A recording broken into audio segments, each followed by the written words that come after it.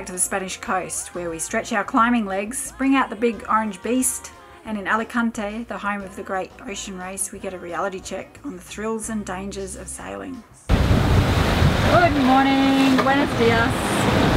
Another early morning one for us. We are off to the mainland again. And we're not in Catalan anymore. We're just leaving Balearics, which is still in Catalonia, but yeah, going to the mainland. It's around, wind is 20-22 knots, so we have 2 reefs in the main, and because we're downwind, we've got full heady. Again, like yesterday, just sort of balances out the main because it's a small heady. And yes, quite comfortable, travelling at about 6.5-7 knots. Aiden and I both have our sea bands on because it's still a little choppy and we're a bit rolly. Stop us getting seasick. Also, in case you're wondering, this is an ideal spot if you do feel a bit seasick. Stand at the helm. And thirdly, I've got my ginger tea waiting for me in the thermos.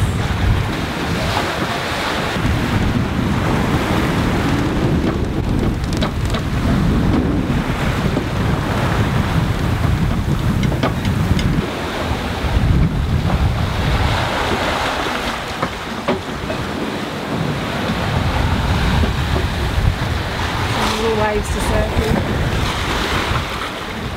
I'm surfing lying down on my surfboard. We have a big 14-metre surfboard. Yeah.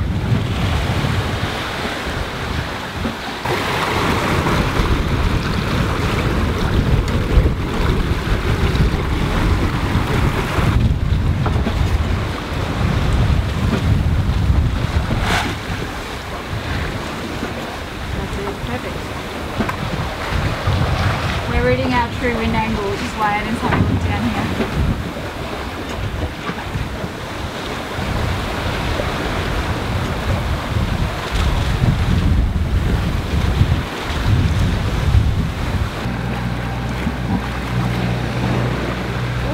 We think that might be a water spout over there, but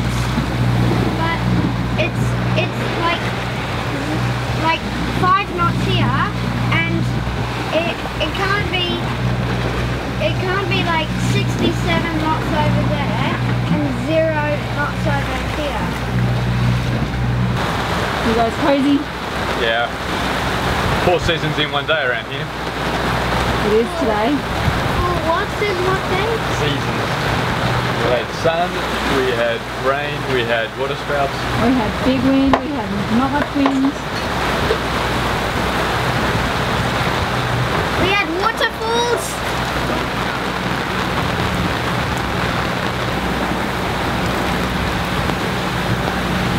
That one isn't as full yet.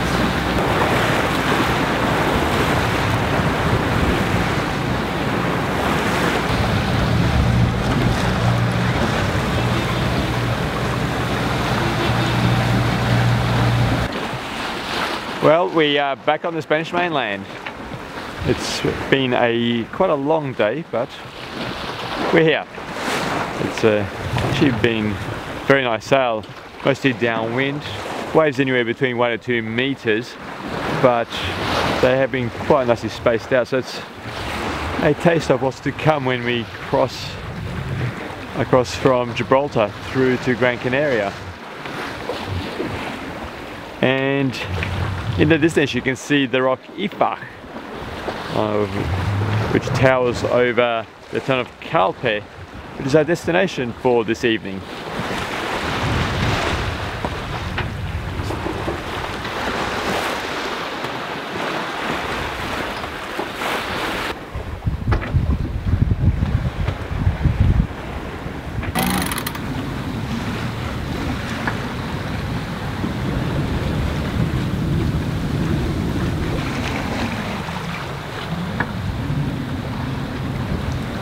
Well, we've anchored and it is a spectacular view of the rock. Bare Feet have just come around the corner. Looks like they've decided to also come through today and catch some of that good wind that we had.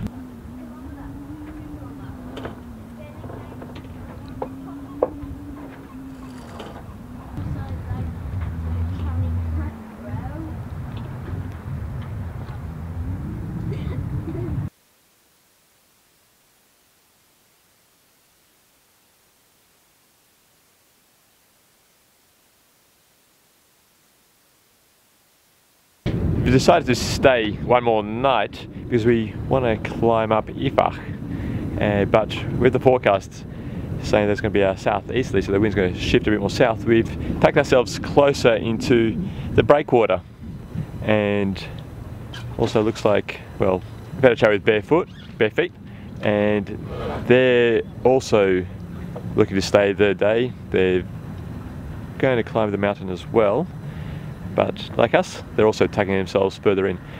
Benefit of the cat is that shallower draft, so they're going to be able to go in even closer. Lucky devils.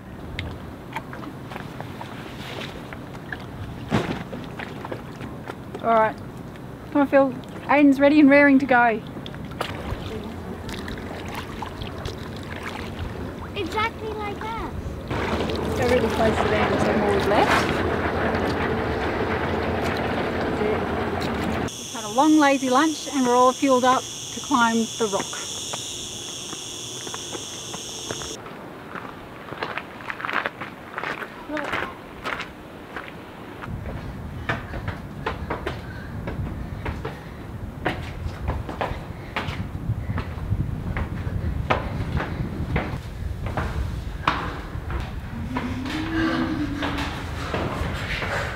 It's like Pink Panther.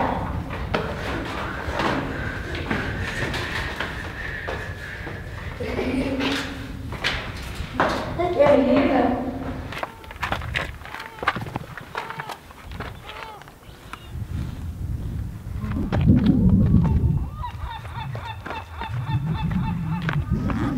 You're going on the right track and you haven't gone down to another track?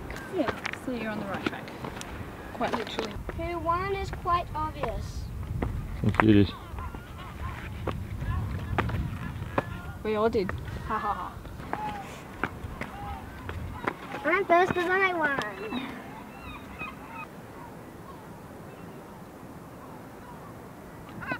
Feels good to be at the top. I can highly recommend if you're in the area, drop into Calpe. It's a beautiful anchorage, nice sandy anchorage, 6 meters of water, nice and protected, so you don't get much better than that. And coming to the rock is, well, I don't know about others who are stuck on a boat, but I love a bit of exercise and getting out into nature. It's a nature reserve in a coast that's otherwise full of, let's face it, not very pretty apartments and hotels. And Aiden can tell us, how many steps have we done? 8,406. Yeah, I reckon that counts for double. Well, there'll be 16,000 and then counts for double because it's up and down a big hill. Yeah. I'm sharing with you the 360-degree views from the top. That's where we sailed from yesterday.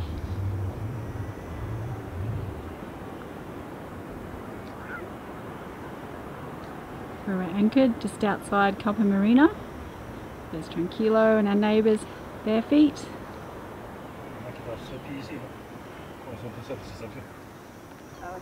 Oh, sorry. I'm back. It's okay.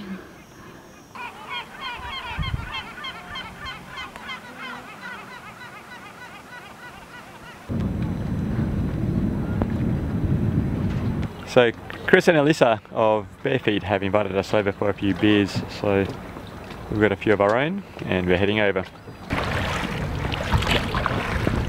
Right. You got some big guns. It does.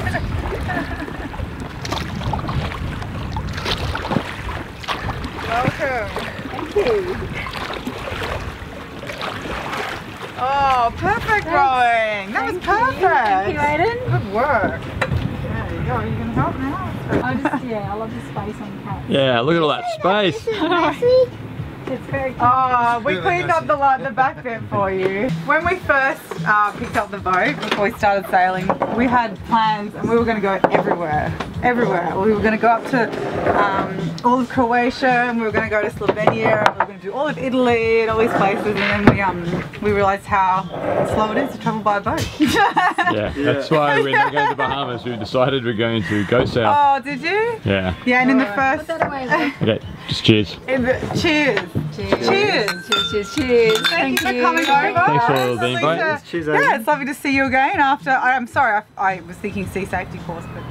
Good morning. Time to leave Calpe for Alicante. We have a nice 35 nautical mile trip and the wind should be really good for bringing out the spinnaker. So on the beam or slightly behind, slightly downwind. For those who've been following us from the beginning, you've probably noticed we haven't brought out the big orange spinnaker for quite a while. And that's for a few reasons. We've actually mostly had upwind sailing, sometimes from the beam, which we could have put it up in, and a couple of times overnight we've actually had conditions where we could have put it up, but there's no way that we're going to do this single-handed. So today is the day. And to make it easy on ourselves, we're going to hoist it while we're still here in harbour and it's nice and calm, and unfurl it when we're out in the big winds. And Should I go? Chris has a lot of experience and has helped us out with a sanity check. Yeah. Looking alright? Looks okay to me. Cool. I mean, there's no wind, which is the good thing, right? That's Yeah. right. Should I Alright. go to the spare car, Harriet? Yep. Yes please, let's get this baby up.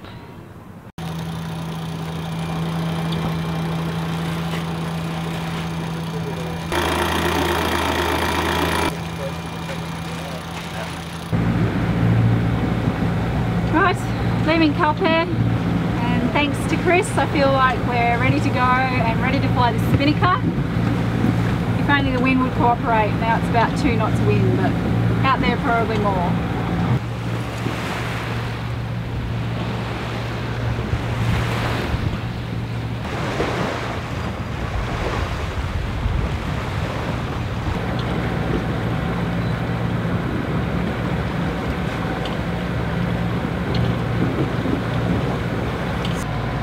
We just crossed the Greenwich line. So now this VHF says west, not east. What's our degrees west? 000 degrees, 00.746, 747, 749, and it'll keep going as we go to Australia. That's called hours and minutes, yeah. So we're just over it. Yeah.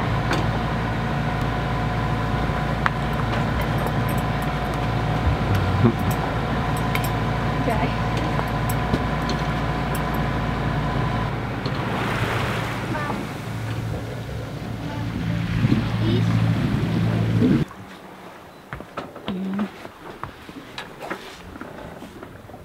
Woohoo! First time in a long time. A very long time, we meant to say. So boat speed's only 4. That's fine. We've only got 6.5 knots of wind. It's pretty good if you consider that that's what the doldrums are going to be like. The intertropical convergence zone. I'm just stoked that we've got it out again. Yeah, me too. Woohoo. I'm stoked that it's not all mouldy. Yes, it's been a while.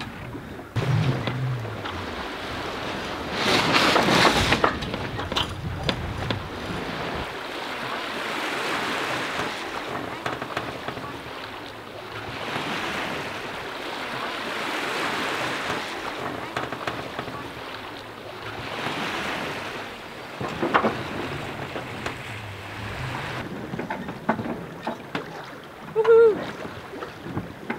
I feel like a kid at Christmas time.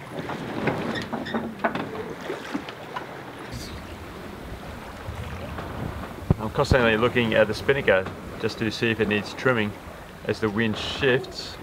I need to trim it in or out.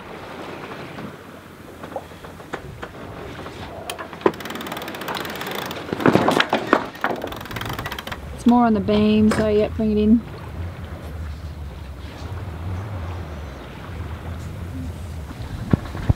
$132. What's the wind speed? 7 What's our flat, speed? 4.8.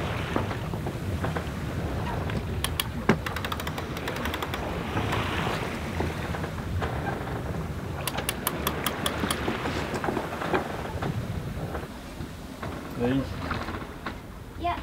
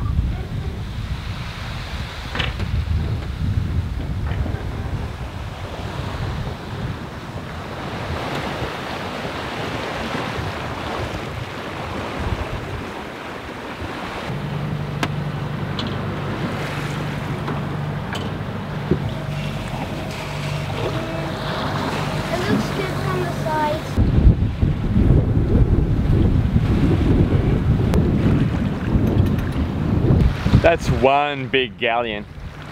Imagine being a pirate and having that come at you.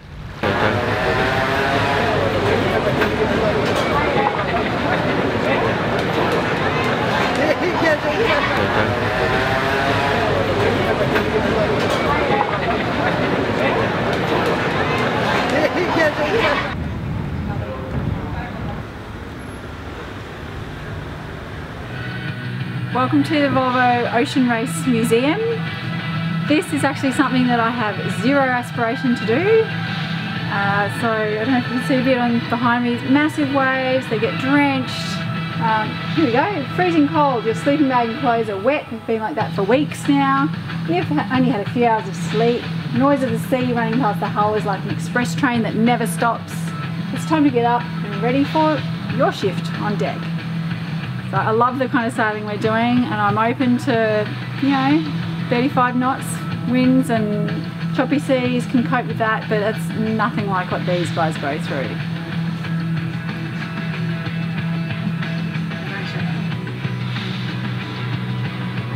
The very first round the world yacht race, the Whitbread, was seen as a bit of an adventure, a bit of a challenge, but they were very much adventurous people that were taking it on rather than some professional yachtsmen. There was no professionalism then. One of the videos I love showing is from Whitbread #1 through modern day. And they show the people, you know, bringing guitars in the boat and tons of beer on board, and I kind of yearn for those days for me. But I always think people who refer back to those adventurous types that did the first Whitbreads need to be reminded that it was Sir Peter Blake and several of his crew all went on and had fantastic sailing careers at professional levels in all disciplines, not just in offshore racing. The Southern Ocean can't be described. I mean, people have made movies and they've spent hours and written books about trying to explain the Southern Ocean, but you cannot actually explain it until you experience it. I love the Southern Ocean, but it is definitely a place that has to be respected, because essentially if the ocean wants you, it will take you. And you go into the Southern Ocean and it is one of the greatest places to sail on Earth. These are places very few people in the world get to go. No matter how much research I've done, no matter how much I've learned, when I got there, it was 10 times what I was expecting. And it is just fast, it's relentless, it's wet, it's great.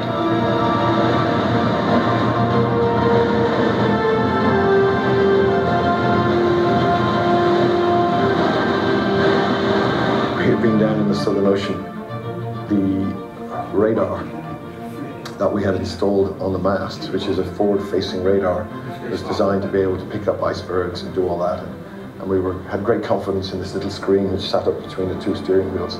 Just before nightfall, one night we came across an iceberg, so we fired up the radar and blipped away, and we were all very excited. And we sailed on into the night, running downwind 15 or 20 knots. And it was all good. The screen was blank all night, no sign of any icebergs. It was great. At dawn, we noticed a couple of icebergs on the bow. And then one of the crew came up from down below and he noticed actually there was a couple of icebergs on the stern. And there were icebergs on either side of us. The radar wasn't picking them up. We were surrounded by 8 or 10 icebergs. We'd sailed all night through a whole field of them. And at the end of the day, you only need to hit a piece of ice the size of a car, which is completely undetectable by the radar. And that's enough to put the boat down. It was very, very windy, transatlantic. We were just approaching the sort of continental shelf. Seaway was, was brutal. Cavey stuck his head out the hatch and said, ABN AMRO's about 50 or 60 miles on the port side and they've lost somebody over the side. We need to get the spinnaker down, make preparations to jibe and go and help them look. Oh Christ, who the hell's in the ocean? The boat nosedived, you can feel it inside, sort of heeled a little bit to windward. Obviously the boat stopped. You'd hear the water coming down the deck. Next thing you know, the boat sort of leveled out, the sail was flogging, you could hear that it was shaking the whole rig in the boat. Seb screamed, man overboard, everybody on deck. Basically just grabbed my harness, threw it on, shot out the hatch and assisted to where I could. We were beating into this storm, and every guy in the boat, all we were thinking about is, you know, hopefully whoever went over is going to hang on long enough for the kids to get back, and they'll make it. As everyone knows, it didn't work out that way. You know, we got word that Hans Horvey had gone over and drowned. They recovered his body, but turned around and continued racing. And I just remember that was a moment where, you know, the whole rest of the way, I know the whole fleet was pretty rocked because Hans was such a dynamic personality, and that's when it hits home. I think a lot of things, you know, Hans' accident really kicked in a new phase of, you know, how we think about how we go to sea, how we prepare, you know, the survival school techniques. I mean, that incident really changed a lot of the old guys. We really were pretty cavalier about safety. You know, the motivation for people to do it is because it's extreme, it's difficult, it's challenging, it's, you know, it's man against the elements. You know, the only way to be 100% safe is to do nothing, go nowhere. But that's not what life's about. We live in a world which is basically wrapped in cotton wool. Everything we do is to make sure that we don't get outside our comfort zone. But I think as humans, we actually enjoy that thing of exploration, adventure. Not doing those things is abnormal. But then, I don't know, maybe I'm one of those abnormal people that we all do a sport that isn't, by its nature, dangerous. We're in an alien environment, and no matter how much safety equipment we have, or how many times we do safety drills, but if it goes horribly wrong, it's still going to be 2,000 miles from nowhere.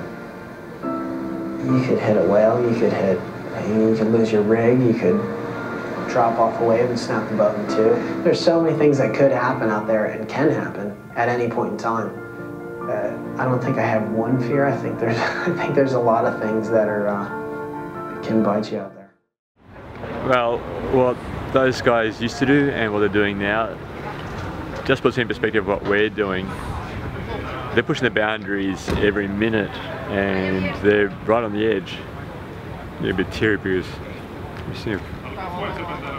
So these guys like Peter Blake, who won the race and then he got killed in the Amazon. Yeah. So they're just totally different killer fish. And you know, for me it's, you know, where they're, as I say, they're pushing the bounds of responsibility. We're trying to do the opposite. You know, they're chasing the wind. We are managing the wind. You know, we don't want to go in winds over 20, 25. They're chasing those winds. So, yeah, it's a real eye-opener.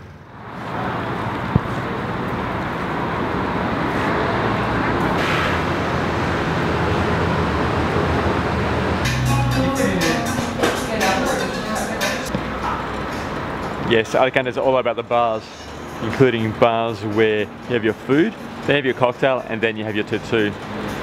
Just make sure that you're not too tipsy before you decide which tattoo you get, or you might regret it in the morning. Adios, Alicante. We are bound for Torre de Viaje, I think it is, further down near Cartagena.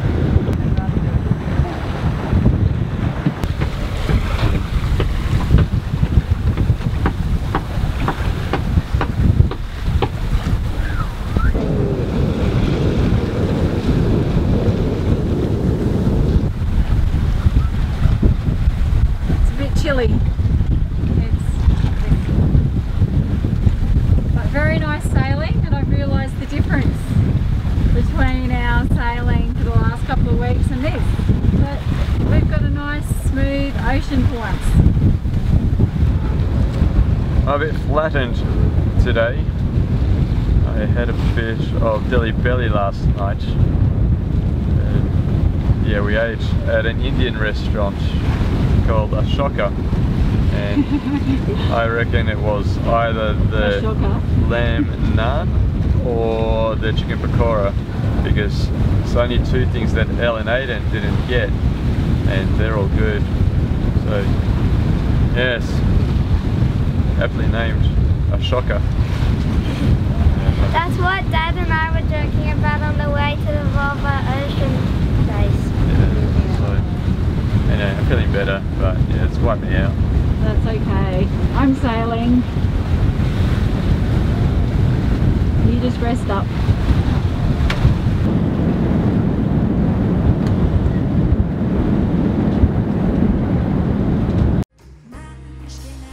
Help us inspire others to live their dreams. Please support us on Patreon.